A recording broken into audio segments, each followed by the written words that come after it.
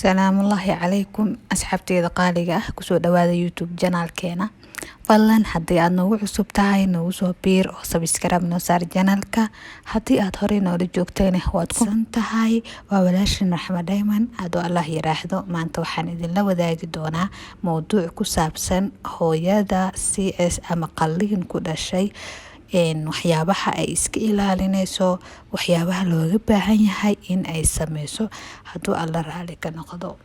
Waxa aynu hore uga soo hadalnay mowduucyo ku saabsan qalliinka, waxyaabaha keena, qeybaha loo qeybiyo oo aynu soo sheegnay inuu yahay emergency CS, qalliin degdeg ah ama elective CS, qalliin la qorsheeyay. Waxaynu ka hadalnay qaabka ay hooyada iskugu diyaarin karto, waxyaabaha looga baahan yahay. Haddii aadan hore u daawan, fadlan dib ugu laabo fiidiyoyaasha. Insha Allah halkaas ayaad ka heli doontaa. Maanta waxaynu ka hadlaynaa qalliinka kadib hooyada waxyaabaha laga rabo in ay sameyso. Ugu horeyn, qalliinka kadib waxaa shardi ah ama qasab ah hooyada inay isbitaalka joogto tiro u dhaxaysa 2 ilaa 4 maalin. Inta ay hooyadu isbitaalka joogto waxaa la qiimeynayaa xaaladeeda. Sidoo kale waxaa la siinayaa daawooyin ka caawinaya inay ka yareeyaan xanuunka. Waxaa lala soconayaa dhaqdhaqaaqeeda. Waxa ugu horeeya ee hooyada loogu baahan yahay waxay tahay in ay sameyso socod marka ugu horeyso oo miirkeeda uu si buuxda ugu soo laabto. Socodku wuxuu ka caawinayaa in minka uu noqdo normalkiisii hore, sidoo kalena waxay ka caawinaysaa xanuunka in uu ka yaraado. Socodka waxa uu kaloo ka caawinayaa hooyada inaysan ku imaanin wax loo yaqaano blood clotting ama xinjirowga dhiigga. Sidoo kale markii hooyada ay sameyso socod waxa ay dareemaysaa firfircooni iyo nashaad dheeraad ah. Qodobka labaad waxaa loo ogolaan doonaa hooyada inay qaadato cuntooyin iyo cabitaan. Waxaa wanaagsan hooyada inay isticmaasho cuntooyin fudud oo qolof leh. Sidoo kale inay qaadato fruitis. Marka ugu horeysa inay isticmaasho cuntooyin fudud oo aan cuslayn. Sidoo kalena aysan isticmaalin cunto aad u badan. Qodobka saddexaad, hooyada markii ay guriga imaado oo ay isbitaalka ka soo baxdo waxaa wanaagsan in ay isticmaasho daawooyinka uu dhakhtarka kula taliyay. Daawooyinkaas oo ay ka mid yihiin qalajiyaal, xanuun baabi'iyaal oo muhiim u ah hooyada si ay uga yareeyaan xanuunka ayna uga hortagaan inuu caabuq ama infection ku yimaado meeshii qalliinka lagu sameeyay. Qodobka afaraad, hooyada waxaa looga baahan yahay in ay iska ilaaliso in ay qaado waxyaabo aad u culus isbuucyada ugu horeeyo qalliinka kadib. Waayo waxyaabahaas culayska zaidka ah waxay dhaawac gaarsiin karaan goobtii qalliinka.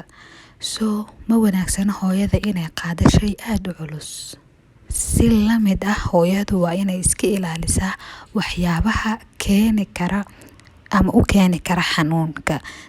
Tusaale ahaan markii hooyada ay damacdo inay qosasho ama qufac iyo wixii la mid ah waa inay gacanta saarto meeshii qalliinka. Haddii kale waxay dareemaysaa xanuun ziyaada ah. Uma wanaagsana rogmashada ama hooyada inay dhulka ka soo qabato shay, waayo ayadana waxay dareemaysaa xanuun, meeshana dhaawac ay gaarsiin kartaa.